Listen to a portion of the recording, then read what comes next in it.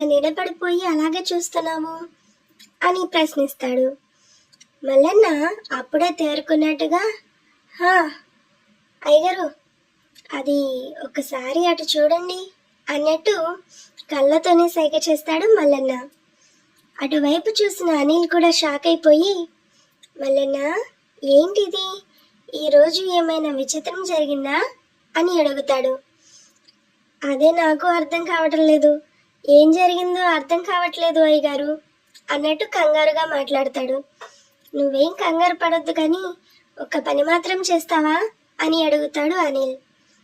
ఇంత టెన్షన్లో కూడా ఏంటి సార్ మీరు మాట్లాడేది, నేను అసలు కదలలేని పరిస్థితిలో ఉన్నాను అని అంటాడు మల్లన్న. నిజమేలే కానీ నాది కూడా అదే పరిస్థితి, ఒక్కసారి నన్ను గిల్లబోయి తర్వాత పని తర్వాత చూసుకోవచ్చు కానీ అని అంటాడు అనిల్.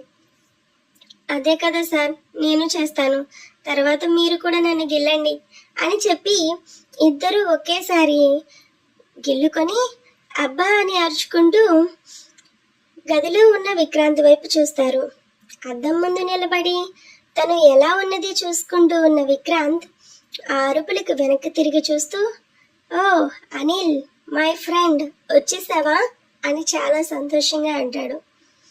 వెంటనే మల్లన్న ఇంకొకసారి షాక్ అవుతూ, ఏంటి ఈరోజు మా సార్ చాలా విచిత్రంగా ఉన్నారు అని అనుకుంటాడు క్వశ్చన్ మార్క్ ఫేస్ తోటి. అయ్యో అసలు ఏం జరుగుతుందో నాకే అర్థం కావటం లేదు, నేను ఎందుకు ఇలా మాట్లాడుతున్నాను అని విక్రాంత్ కూడా తన మనసులో అనుకొని వెంటనే అనిల్ వైపు చూస్తూ, పద పద నేను అయితే రెడీ అయిపోయాను వెళ్ళిపోదాం అని అంటాడు. లోపలికి వచ్చిన అనిల్, ఒక్క నిమిషం ఆగుతావా, నీ